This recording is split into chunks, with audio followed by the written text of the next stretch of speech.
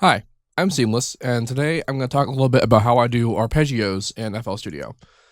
There's more than one way to do arpeggios, and the way that I'm used to doing them is like I can either write them out if I'm doing something that I know what it's supposed to sound like if I wanted to do a C minor arpeggio, you know, ta-da, and stuff. However, that could be kind of tedious if, like I said, if I knew exactly what I wanted to do, exactly what I wanted to sound like, then I would do that and it'd be done.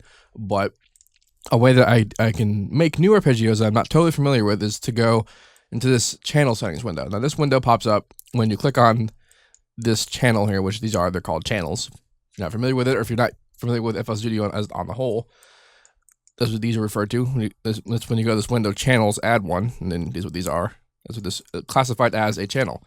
This is the channel settings. This is the plugin window. You get there by hitting the plugin window there. And then you have the miscellaneous and then function. And function has a whole bunch of cool stuff that you can do. And one of the things is the arpeggiator. Now, by default, it's set to off. And if you turn it on, you got to select one of these modes. And so you have up, directions up, direction down, up and down, up, and then double the top note, and down the bottom, and double the bottom note, and random. And if you turn it on, nothing happens. That's because I'm only holding one note, because also by default, it's on the chord mode auto sustain, which means that I have to hold more than one note. And it'll switch between those notes. And if I set the range to 2, it'll cycle through those 2 notes and then go up an octave. And then, 3, obviously, go up to 6. So then you can do cool stuff like, if I did, again, that C minor arpeggio.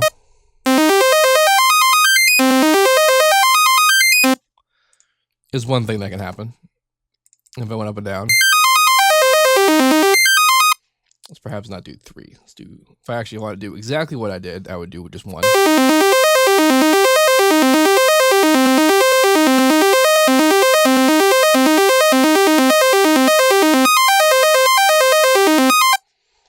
And then you control how fast it is by using this arpeggio time knob here.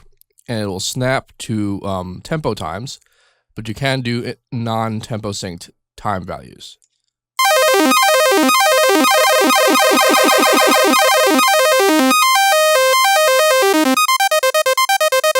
And also the gate will determine how long the note is per each hit.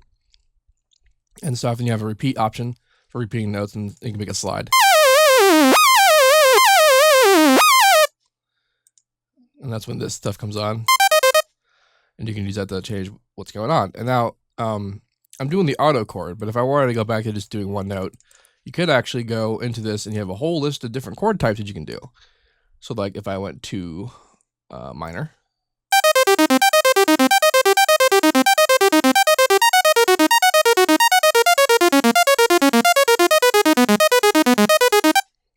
And then you have that kind of deal. And then you can cycle through a whole bunch of different ones. It's like really just a huge amount. And there's also scale modes. These are all, this is the scale section. So instead of playing a chord, it just goes through the scale. So let's see if I went through Phrygian. Is nice.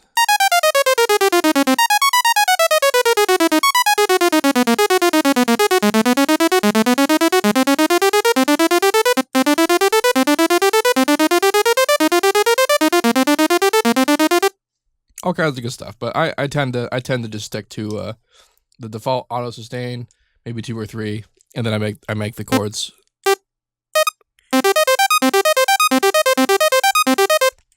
Now, what's cool about this is that if you leave a note run over like that, it'll change the sequence of the notes based on that value. It was an even value, so it didn't do much, but if I were to like do, say, that.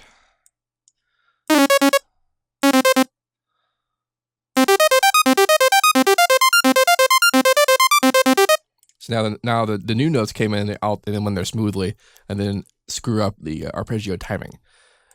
But that's why whenever you look at the playthroughs and you see like a pattern labeled ARP in the playlist, and you see the pattern is just a chord, And that's why, because the arpeggios are set up to run automatically based on the information in this channel settings window under function. And that's more or less it. There's not much else to this video. I just did this because people were asking how I did arpeggios, and that's how. So now you know. If you have any questions, let me know. I'll try to answer them. And as usual, have a nice day.